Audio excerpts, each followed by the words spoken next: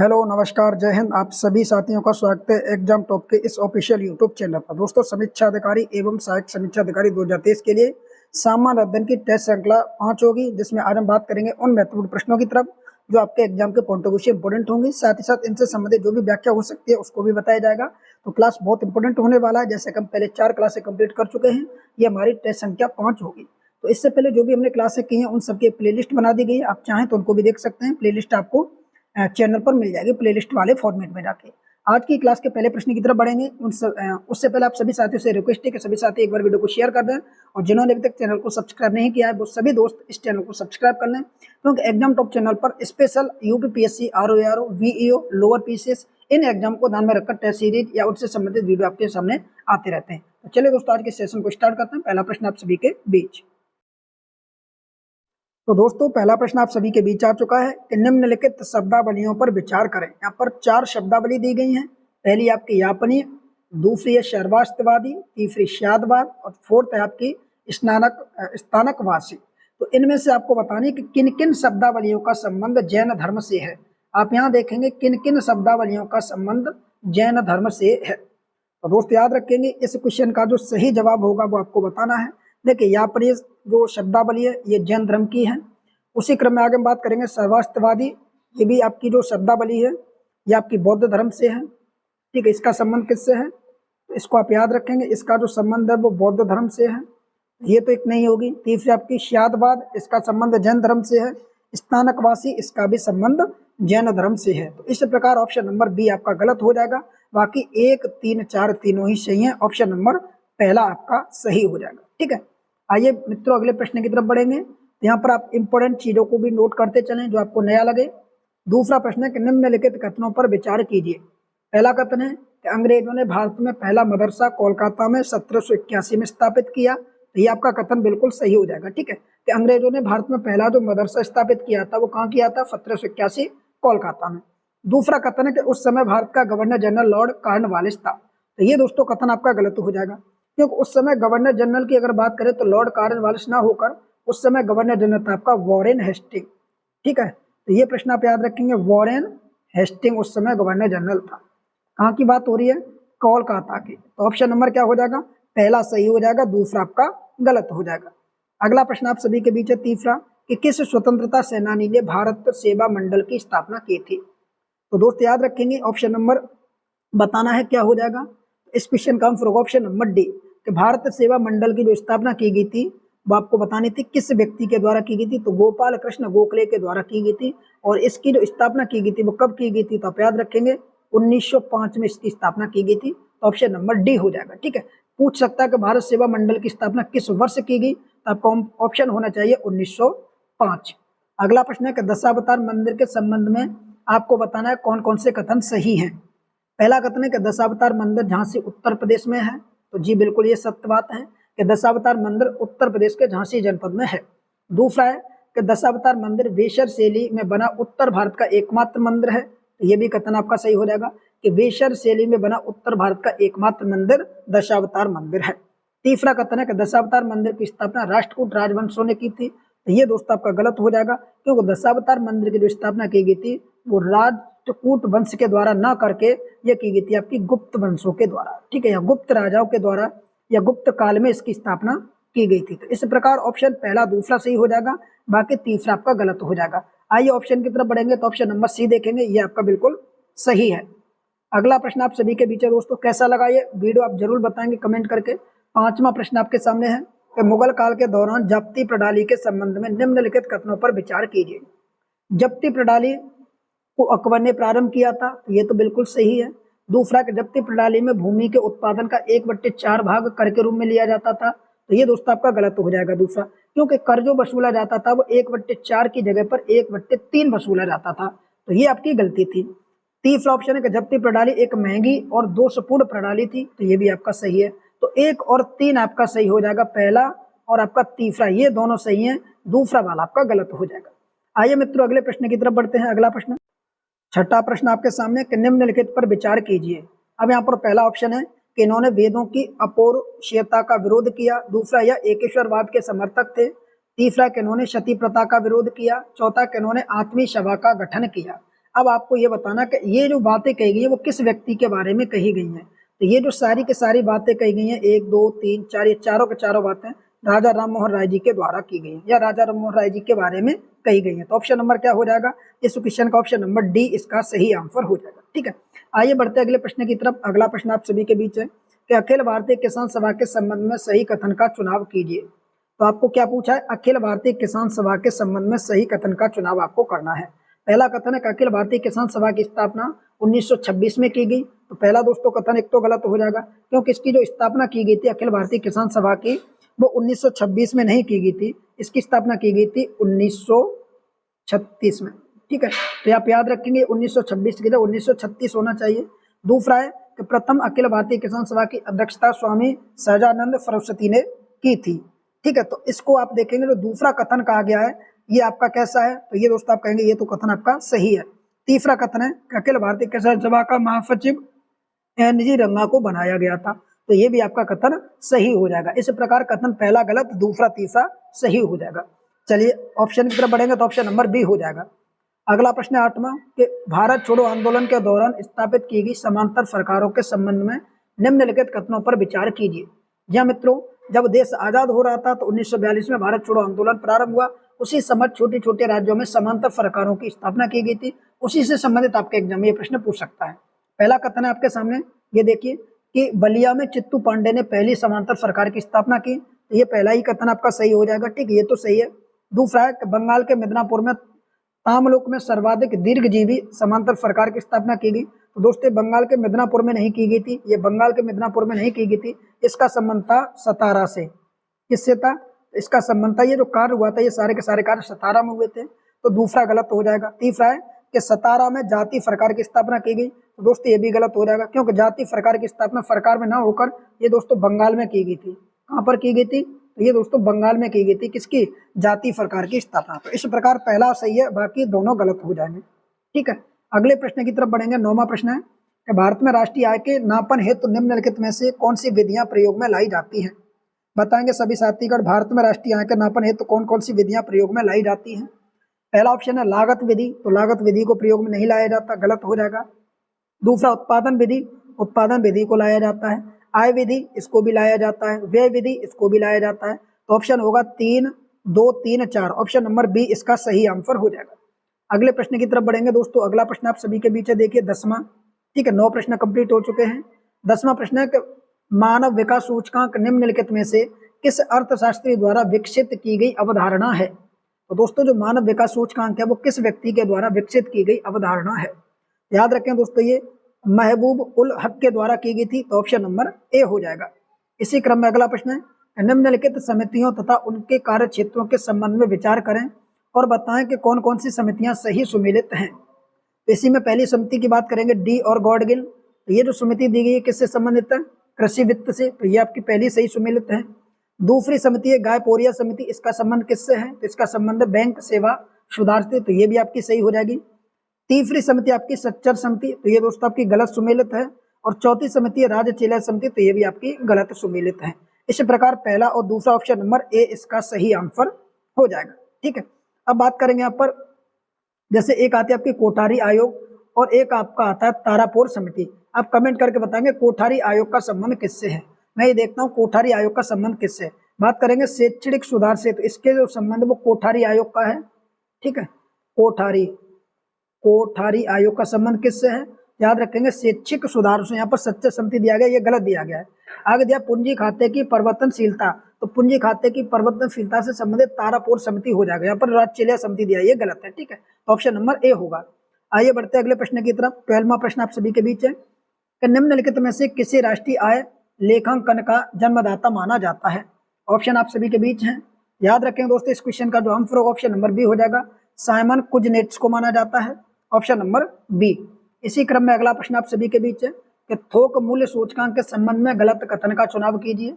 तो साथियों याद रखेंगे, इसमें जो गलत कथन होगा ऑप्शन नंबर बी हो जाएगा। ठीक है, आप क्या करेंगे, इस वीडियो को स्टॉप करके इन चारों कथनों को पढ़ेंगे, उसके बाद आप देखेंगे कि बी किस प्रकार से गलत है, बाकी तीनों सही है। यहाँ पर गलत कथन पूछा गया है, तो ये आपके तीनों सही हो जाएंगे, ये वाला गलत हो जाएगा, ये सही है, ये सही है और ये सही है। तो इन तीनों सही वालों को पढ़ेंगे। ठीक है, अगले प्रश्न की तरफ बढ़ेंगे। अगला प्रश्न है कि निम्नलिखित में से कौन सी योजना वर्ष 2015 में प्रारंभ नहीं की गई थी। यहाँ दिया गया नहीं की गई थी। यहाँ पर देखिए जो मुद्रा योजना ये 2015 में प्रारंभ की गई थी। मिशन इंद्रधनुष की बात करेंगे तो ये दोस्तों आपकी 2014 में प्रारंभ की गई थी। कब? तो ये दोस्तों 2014 में प्रारंभ की गई थी। स्मार्ट सिटी योजना 2015 में। प्रधानमंत्री औषधि योजना ये भी आपकी 2015 में 2015 में प्रारंभ की गई थी। इसमें 2014 में मात्र मिशन इंद्रधनुष था। तो आंसर आपका क्या होना चाहिए? आंसर आपका होगा ऑप्शन नंबर बी। अगले क्वेश्चन की तरफ बढ़ेंगे। इतिहास अभिजात तंत्र की कब्रगाह है, ये कथन किसका है? बताएंगे। इतिहास अभिजात तंत्र की कब्रगाह है और ये कथन किसका है? फटाफट बताएंगे कमेंट करके ये कथन किसका है। मोस्ट इंपोर्टेंट प्रश्न है दोस्तों। चलिए ऑप्शन की तरफ बढ़ेंगे। इस क्वेश्चन के ऑप्शन आइए देखते हैं। ठीक है, ऑप्शन आप सभी के बीच आ चुके हैं। बताइए इस क्वेश्चन का जो सही आंसर हो जाएगा वो ऑप्शन नंबर सी हो जाएगा। पेरोटो कहा गया है इस कथन के बारे में। ठीक है, आइए अगले प्रश्न की तरफ बढ़ेंगे। अगला प्रश्न है कि यदि हम सर्दियों में अंगीठी के पास बैठते हैं तो हमें गर्मी का अनुभव होता है। प्रश्न क्या कह रहा है? यदि हम सर्दियों में अंगीठी के पास बैठते हैं तो हमें गर्मी का अनुभव होता है। ये अनुभव हमें किसके कारण होता है? साइंस का प्रश्न है दोस्तों, याद रखेंगे। ये जो अनुभव हमें होता है वो आपके विकिरण के कारण होता है। तो ऑप्शन नंबर क्या हो जाएगा? सी इसका राइट आंसर हो जाएगा। इसी क्रम में अगले प्रश्न की तरफ बढ़ेंगे। ये भी देखिए साइंस का प्रश्न है कि विद्युत चुंबकीय तरंगों के संबंध में गलत कथन का चुनाव कीजिए। आपके सामने 4 कथन दिए गए, आप बताएंगे कौन सा कथन गलत हो जाएगा विद्युत चुंबकीय तरंगों के संबंध में। तो इस प्रकार जो सही आंसर होगा ऑप्शन नंबर बी हो जाएगा। ये आपका गलत कथन है। ठीक है, ये आपका गलत कथन है कि विद्युत चुंबकीय तरंगें ध्वनि के वेग से चलती हैं। तो ये दोस्तों आपका गलत हो जाएगा। जबकि चलती किससे हैं? तो याद रखेंगे विद्युत चुंबकीय तरंगें ध्वनि के वेग के स्थान पर होना चाहिए प्रकाश। क्या होना चाहिए? प्रकाश का वेग। ये प्रकाश के वेग से चलती है, प्रकाश के वेग से। तो ये आपसे प्रश्न पूछ सकता है कि ध्वनि चुंबकीय तरंगें किससे चलती थी? दोस्तों प्रकाश के वेग से चलती है। तो ऑप्शन नंबर बी गलत, बाकी तीनों सही हो जाएंगे। आइए अगला प्रश्न है कि सिलिकॉन का उपयोग किया जाता है। बताइए सिलिकॉन का उपयोग कहाँ कहाँ किया जाता है? मोस्ट इंपोर्टेंट प्रश्न हो जाएगा। याद रखेंगे दोस्तों सिलिकॉन का जो प्रयोग किया जाता है वो सौर संयंत्रों के निर्माण में किया जाता है। तो पहला सही हो जाएगा। दूसरा ग्रीस बनाने में, तो दोस्त याद रखेंगे ये भी आपका सही हो जाएगा। तीसरा विद्युत अवरोध में, तो ये भी आपका सही हो जाएगा। फोर्थ है आपके सामने वाटर प्रूफ मटेरियल, ये भी दोस्त आपका सही हो जाएगा। तो इस प्रकार 1 2 3 4 चारों ही सुमेलित हो जाएंगे। ऑप्शन की तरफ नजर डालें तो इसका जो सही आंसर होगा ऑप्शन नंबर डी हो जाएगा। उपयुक्त सभी इसका सही हो जाएगा। Option number D. इसी क्रम में बढ़ेंगे अगले प्रश्न की तरफ। तो अगला प्रश्न आप सभी के बीच देखिए 19वां। यदि लाल लिटमस पेपर नीला हो जाए, यदि लाल लिटमस पेपर नीला हो जाए तो इसका तात्पर्य है, बताएंगे क्या होगा इसका तात्पर्य? दोस्त याद रखेंगे इसका तात्पर्य होगा कि विलयन कैसा है? क्षारीय है। इस प्रकार का विलयन कैसा होगा? क्षारीय हो जाएगा। अगला प्रश्न आप सभी के बीच है कि निम्नलिखित में से गलत कथन का चुनाव कीजिए। आपको गलत वाला बताना है। तो दोस्त याद रखेंगे इसमें जो गलत कथन होगा वो आपको बताना है। देखिए पहला है कि डायटम जल में पाए जाने वाला एक कोशिकीय शैवाल है। ये दोस्तों बिल्कुल सही कथन है। दूसरा कीटों में श्वसन वातक तंत्र द्वारा होता है, ये भी आपका कथन सही है। तीसरा विटामिन डी एक हार्मोन है, ये भी आपका बिल्कुल सही है। फोर्थ है कि प्याज में सल्फोनिक अम्ल पाया जाता है, तो यही दोस्त आपका गलत हो जाएगा। बाकी तीनों ए बी सी तीनों के तीनों कथन आपके सही हो जाएंगे। डी आपका गलत हो जाएगा। कमेंट करके सभी साथी बताएंगे प्याज में कौन सा अम्ल पाया जाता है। अगला प्रश्न है कि आर्सेनिक 74 का चिकित्सकीय उपयोग होता है। बताएंगे आर्सेनिक 74 का चिकित्सकीय उपयोग होता है। कौन से इलाज में या किसके उपचार में इसका प्रयोग किया जाता है? आर्सेनिक 74 का। तो साथीगण याद रखेंगे इसका ट्यूमर की पहचान करने में प्रयोग किया जाता है। ऑप्शन नंबर सी इसका परम सत्य आंसर होगा। इसी क्रम में अगले प्रश्न की तरफ बढ़ेंगे। अगला बताइए, अगला प्रश्न आप सभी के बीच है कि अनानास का कौन सा भाग खाने योग्य होता है? जी हाँ दोस्तों, जो अनानास जिसे अपन लोग बोलते हैं उसका कौन सा भाग खाने योग्य होता है? तो सभी साथीगण याद रखेंगे आंसर हो जाएगा ऑप्शन नंबर बी। उसका परदंज जो पुंज होता है वो हमारे खाने के काम में आता है। तो ऑप्शन नंबर बी इसका परम सत्य आंसर होगा। इसी क्रम में अगला प्रश्न आप सभी के बीच है कि कौन सा पादप हार्मोन पौधों की वृद्धि को रोकने का कार्य करता है? जी हाँ दोस्तों, पौधे की जो वृद्धि होती है वो किस हार्मोन की वजह से रुक जाती है, ये आपको बताना है। याद रखेंगे इस प्रश्न का आंसर होगा ऑप्शन नंबर सी। ऐसे प्रश्न का जो आंसर होगा ऑप्शन नंबर सी हो जाएगा। उस कार्य का उसको रोकने का कार्य करता है एबिसिसिक एसिड नाम का जो हार्मोन्स होता है वो। तो ऑप्शन नंबर सी इसका राइट आंसर होगा। पौधों की वृद्धि किसके द्वारा रुकती है? तो आप याद रखेंगे एबिसिसिक एसिड नामक के द्वारा। तो ऑप्शन नंबर सी। अगला प्रश्न 14वां कि एंजाइम के संबंध में कौन सा कथन सत्य नहीं है। यानी यहाँ पर आपको गलत कथन बताना है एंजाइम के बारे में। पहला है कि एंजाइम का आणविक भार बहुत अधिक होता है, तो दोस्त याद रखेंगे तो एंजाइम का जो आणविक भार होता है वो बहुत अधिक होता है, तो पहला सही है।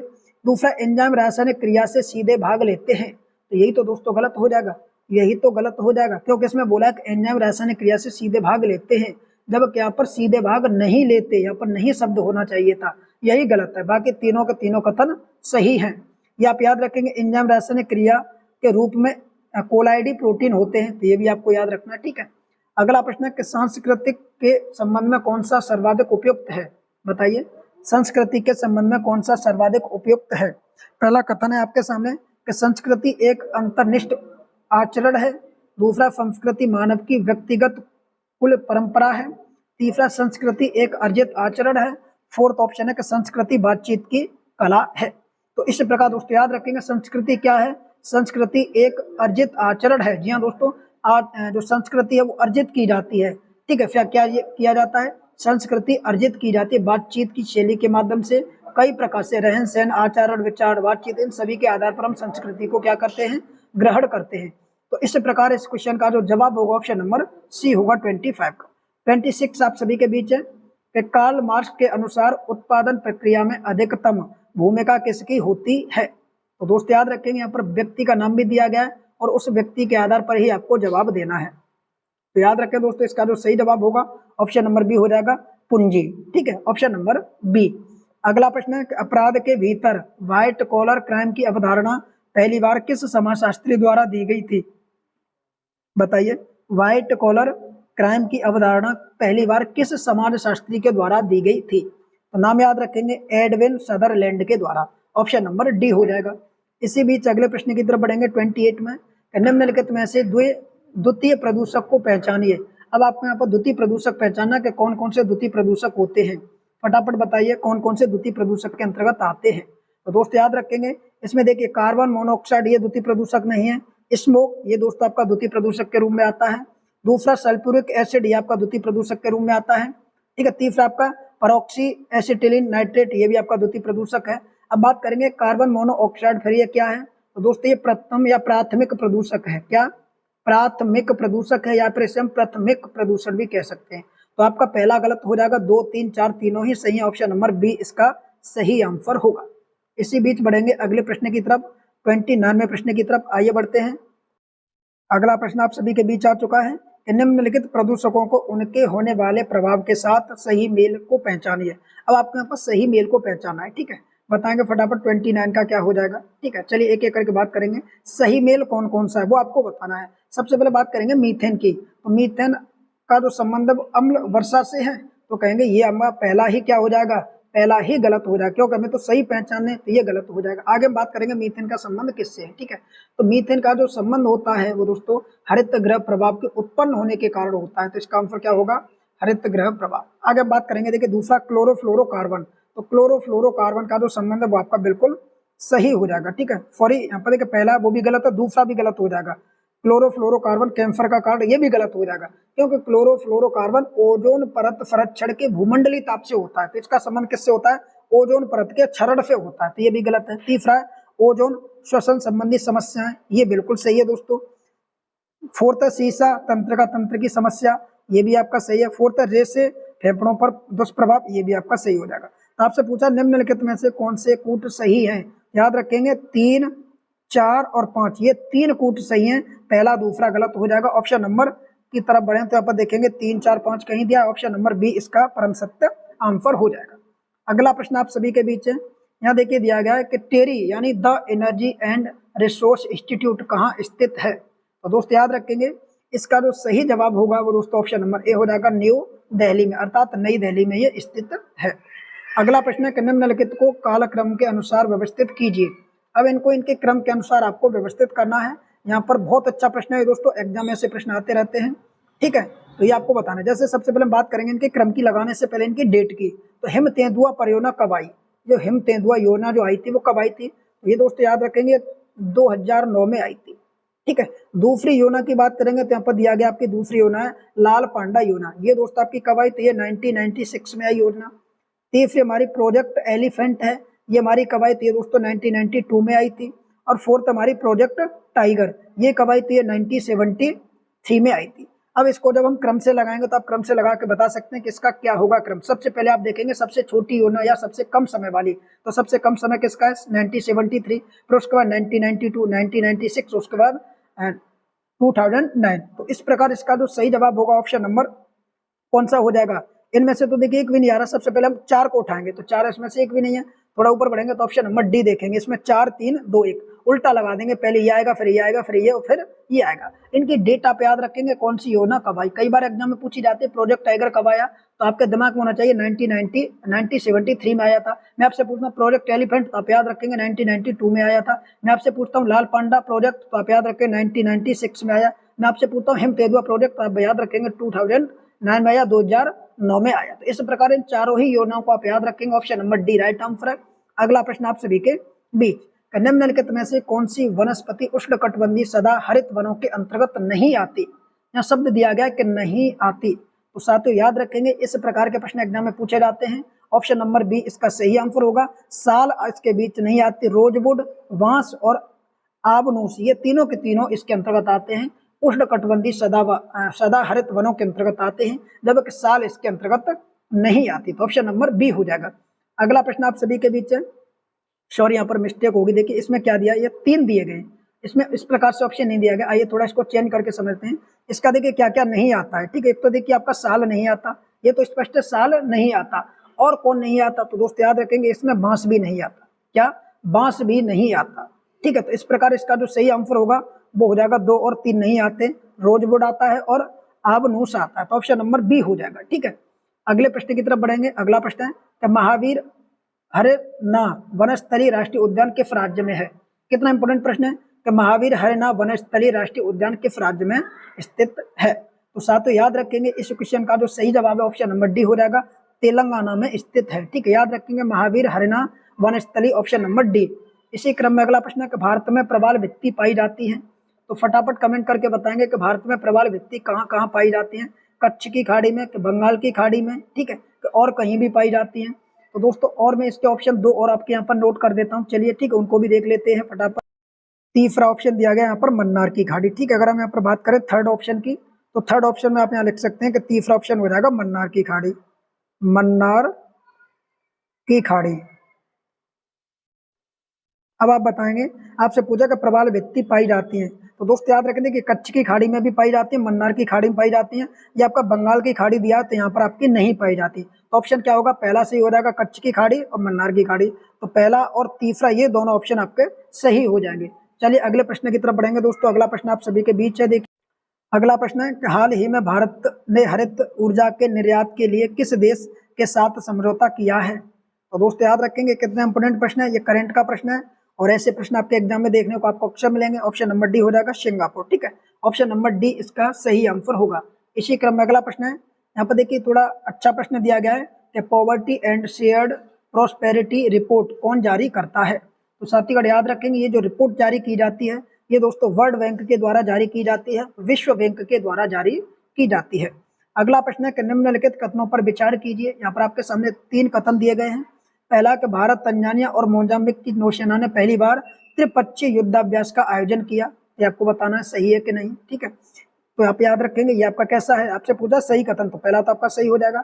दूसरा पूछा गया कि भारत की तरफ से भारतीय नौसेना के जहाज INS तलवार ने भाग लिया। तो दोस्तों ये आपका गलत हो जाएगा, ठीक है। क्यों गलत हो जाएगा कि भारत की तरफ से जो नौसेना का जहाज था उसका नाम INS तलवार नहीं था, उसका नाम था तरकस। तो तलवार की जगह क्या हो जाएगा, तरकस हो जाएगा, इसीलिए ये गलत है। तीसरा, यह युद्धाभ्यास विशाखापट्टनम में आयोजित किया गया था। तो ये भी दोस्तों आपका गलत हो जाएगा, ठीक है, ये भी आपका गलत हो जाएगा क्योंकि ये युद्धाभ्यास तंजानिया में आयोजित किया गया था। कहाँ पर, तंजानिया में आयोजित किया गया था। तो इस प्रकार केवल ऑप्शन ए सही है, दूसरा तीसरा गलत हो जाएगा। अगला प्रश्न आप सभी के बीच एक, हाल ही में केंद्रीय मत्स्य पालन और पशु पालन मंत्रालय के द्वारा जारी किए गए आंकड़ों के अनुसार भारत का मछली उत्पादन में विश्व में कौन सा स्थान हो गया है। तो करंट का प्रश्न है दोस्तों, मछली के उत्पादन में भारत कौन से स्थान पर है। तो दोस्तों याद रखेंगे मछली के उत्पादन में भारत की रैंकिंग आपकी अभी वर्तमान की अगर स्थिति देखी जाए तो आपका तीसरे स्थान पर आ गया है, ठीक है। ऑप्शन नंबर क्या हो जाएगा, सी हो जाएगा। अगला प्रश्न आप सभी के बीच कि विश्व हॉकी विश्व कप 2023 के संबंध में निम्नलिखित कथनों पर विचार कीजिए, ठीक है। तो आपको बताना है फटाफट बताइए इस प्रश्न का आंसर क्या होगा। ठीक है, यहाँ पर आप देख चुके हैं पहला ऑप्शन, देखिए क्या कह रहा है। पहले ऑप्शन की तरफ बढ़ेंगे। ऑप्शन कह रहा है हॉकी विश्व कप 2023 में 15वां संस्करण का आयोजन किया गया। तो आप बताएंगे क्या ये 15वां संस्करण का आयोजन किया गया था। दूसरा कह रहा है कि हॉकी पुरुष हॉकी विश्व कप का आयोजन भारत में किया गया। अब आप बताएंगे फटाफट इस क्वेश्चन का आंसर क्या हो जाएगा। आइए ऑप्शन की तरफ बढ़ेंगे। तो आप ऑप्शन देख चुके हैं, कौन सा सही हो जाएगा। तो दोस्तों पहला भी सही है आपका और दूसरा भी सही है, दोनों ही कथन आपके सही हो जाएंगे। इसी क्रम में अगले प्रश्न की तरफ बढ़ेंगे। तो अगला प्रश्न आप सभी के बीच यहाँ पर देखिए दिया गया है 40वां प्रश्न आप सभी के। प्रश्न कह रहा है कि जियोर्जिया मेलोनी हाल ही में किस देश की पहली महिला प्रधानमंत्री बनी है। बताइए, जियोर्जिया मेलोनी हाल ही में किस देश की महिला प्रधानमंत्री बनी है। तो इस क्वेश्चन का जो सही जवाब होगा ऑप्शन नंबर बी हो जाएगा, इटली की। ठीक है, ऑप्शन नंबर बी इसका सही जवाब हो जाएगा, इटली की प्रधानमंत्री बनी है। इसी क्रम में बढ़ेंगे अगले प्रश्न की तरफ दोस्तों। तो अगला प्रश्न आप सभी के बीच देखिए क्या कह रहा है कि किस राज्य में दुनिया का सबसे बड़ा जंगल सफारी पार्क विकसित किया गया है। मोस्ट इंपोर्टेंट प्रश्न है कि हाल ही में दुनिया का सबसे बड़ा जंगल सफारी पार्क किस राज्य में विकसित किया गया है। तो दोस्तों इस क्वेश्चन का सही जवाब होगा ऑप्शन नंबर डी, हरियाणा में। जी हाँ दोस्तों, हरियाणा में वनों की समस्या बहुत बड़ी थी, तो जंगल सफारी सबसे बड़ा खोला गया आपके हरियाणा में, ऑप्शन नंबर डी। इसी क्रम में 42 में प्रश्न की तरफ बढ़ेंगे कि हाल ही में चर्चा में रहे ऑपरेशन मेघ चक्र का संबंध निम्नलिखित में से किससे है। यहाँ पर आपके सामने 4 ऑप्शन है, बताइए इसका संबंध किससे है। आंसर हो जाएगा ऑप्शन नंबर सी, बाल यौन शोषण से जुड़ी ऑनलाइन सामग्री को रोकने से। ऑप्शन नंबर क्या हो जाएगा, ऑप्शन नंबर सी हो जाएगा। अगला प्रश्न है कि 75 दिवसीय कोविड टीकाकरण अमृत महोत्सव का शुभारंभ किस दिन किया गया। यानी 75 दिवसीय कोविड टीकाकरण अमृत महोत्सव का शुभारंभ किस दिन किया गया। तो दोस्तों याद रखेंगे 15 जुलाई 2022 को किया गया। ठीक है, तो ऑप्शन नंबर ए हो जाएगा। इसी क्रम में अगला प्रश्न आप सभी के बीच है कि हाल ही में ब्लॉकचेन तकनीकी के माध्यम से किसानों को बीज वितरित करने वाला पहला राज्य कौन है। तो बताइए फटाफट, ब्लॉकचेन तकनीकी माध्यम से। तो इस क्वेश्चन का आंसर होगा ऑप्शन नंबर डी, झारखंड राज्य। ये सब करंट से रिलेटेड प्रश्न है जो आपके एग्जाम में पूछे जाएंगे। और देखिए करंट की आप टेंशन ना लें, कल एक करंट की स्ट्रेटेजी की वीडियो आएगी कि किस तरीके से आपको करंट की तैयारी करनी है। करंट के लगभग आपके 20 से लेकर 22 प्रश्न जो पूछे जाते हैं वो सब के सब आपको हमारी वीडियो से देखने को मिल जाएंगे। और एक इन्फॉर्मेशन ये है कि जो साथी हमारे पेड ग्रुप से ज्वाइन होना चाहते हैं वो सभी लोग इस नंबर पर, देखिए कई सारे साथी बार बार कमेंट करते रहते हैं कि सर पेड ग्रुप से कैसे जुड़ा जाए। तो उसमें क्या आपकी टेस्ट सीरीज चल रही है, रेगुलर सभी विषयों की टॉपिक वाइज टेस्ट होते हैं, फुल लेंथ टेस्ट होते हैं, हिंदी के मॉक टेस्ट होते हैं, सारे के सारे जो टेस्ट सीरीज आपकी, आप इस नंबर पर संपर्क करके जानकारी ले सकते हैं। RO 2023 टेस्ट सीरीज लिख के आप सेंड करेंगे तो आपको सारी जानकारी वहां पर मिल जाएगी, चाहे तो आप कॉल भी कर सकते हैं। अब प्रश्न आपके सामने 45वां कि भारत अल नगाह युद्धाभ्यास किस देश के साथ करता है। पूछा है क्या, भारत अल नगाह युद्धाभ्यास किस देश के साथ करता है। तो दोस्तों ऑप्शन नंबर बी हो जाएगा, ये ओमान के साथ चलता है इसका ये युद्धाभ्यास। इसी क्रम में अगला प्रश्न देखिए, करंट के मैंने बहुत इंपॉर्टेंट प्रश्नों के यहाँ पर कवर किया है। 46 में है कि हाल ही में प्रकाशित द इंडियन स्टोरी के लेखक कौन है। तो दोस्त याद रखेंगे ये पुस्तक किसने लिखी है। ऑप्शन नंबर ए हो जाएगा, बिमल जालान ने। ठीक है, ऑप्शन नंबर ए इसका सही हो जाएगा, बिमल जालान ने लिखी है द इंडियन स्टोरी। अगला प्रश्न आपके सामने, प्रधानमंत्री आवास योजना के तहत सर्वश्रेष्ठ प्रदर्शन करने वाले राज्य में प्रथम स्थान किसका है। तो बताइए 47 का इसका आंसर क्या हो जाएगा। आइए दोस्तों ऑप्शन की तरफ बढ़ते हैं। दोस्तों ऑप्शन आपके सामने आ चुके हैं, इसका जो सही जवाब होगा वो ऑप्शन नंबर सी हो जाएगा। ठीक है, किसको दिया गया अवार्ड, तो उत्तर प्रदेश को दिया गया है। इसी क्रम में अगला प्रश्न आप सभी के बीच देखिए क्या कह रहा है। प्रश्नों को पढ़ेंगे अच्छे से, उसके बाद आप टिक करेंगे कि तराई हाथी रिजर्व के संबंध में निम्नलिखित कथनों पर विचार कीजिए, उपयुक्त में से गलत कथन का चुनाव करना है। कभी कभी आप उत्तर यहाँ पर नहीं देखते और आप टिक कर देते, तो देखेंगे गलत कथन का चुनाव करना है। तो बताइए फटाफट इस क्वेश्चन का आंसर क्या हो जाएगा। ठीक है, 2 कथन दिए गए हैं, दोनों कथनों को अच्छे से पढ़ेंगे फिर आप बताएंगे इसका सही जवाब क्या हो जाएगा। प्रश्न कह रहा है कि तराई हाथी रिजर्व की स्थापना उत्तर प्रदेश में की जाएगी। दूसरा का तराई हाथी रिजर्व उत्तर प्रदेश का पहला हाथी अभ्यारण्य होगा। तो इस प्रकार दोस्तों याद रखेंगे इस क्वेश्चन का जो सही गलत कथन होगा वो क्या हो जाएगा, दोनों के दोनों कथन गलत हो जाएंगे। कैसे, दोनों के दोनों कथन आपके गलत हो जाएंगे। ठीक है, इस प्रकार दोनों के दोनों कथन हो जाएंगे। देखिए पहले में कह रहा है कि तराई हाथी रिजर्व की स्थापना उत्तर प्रदेश में की जाएगी। ठीक है, तो फॉर यहाँ पर देखिए दिया गया, इसका जो सही आंसर होगा दोस्तों वो ऑप्शन नंबर बी होगा। ठीक है, केवल बी, ये गलत है, पहला आपका सही है, पहला सही है दोस्तों, दूसरा वाला यानी दूसरा वाला गलत है। आपसे गलत कथन पूछा है तो ऑप्शन नंबर क्या होगा, बी हो जाएगा, पहला सही है। अब पहला सही क्या हो कि तराई हाथी रिजर्व की स्थापना उत्तर प्रदेश में की जाएगी, तो ये तो सही है। ये कह रहा दूसरा का तराई हाथी रिजर्व उत्तर प्रदेश का पहला, ये पहला नहीं होगा दोस्तों, ये कौन सा होगा, दूसरा हो जाएगा। ठीक है, ये दूसरा हाथी अभ्यारण्य होगा उत्तर प्रदेश में, तो ऑप्शन नंबर क्या होगा, बी हो जाएगा। अगला प्रश्न आपके सामने कि भगवान शिव की दुनिया की सबसे ऊंची प्रतिमा का निर्माण किस राज्य में किया जाएगा? तो फटाफट बताएंगे, भगवान शिव की दुनिया की सबसे ऊंची प्रतिमा का निर्माण किस राज्य में किया जाएगा? तो दोस्त याद रखेंगे, यह निर्माण आपके राजस्थान में किया जा रहा है। ऑप्शन नंबर डी इसका परम सत्य आंसर होगा। अगला प्रश्न आपके सामने 50वां, हाल ही में रानीपुर टाइगर रिजर्व को वन्य जीव संरक्षण अधिनियम 1972 के तहत अधिसूचित किया गया है कि रानीपुर टाइगर रिजर्व किस राज्य में है? तो बताइए दोस्तों इसका सही जवाब क्या होगा? तो दोस्त याद रखेंगे, रानीपुर टाइगर रिजर्व भारत के उत्तर प्रदेश राज्य में है। तो ऑप्शन नंबर क्या हो जाएगा? डी इसका सही आंसर हो जाएगा। तो ये आज हमने कवर किए दोस्तों 50 प्रश्न।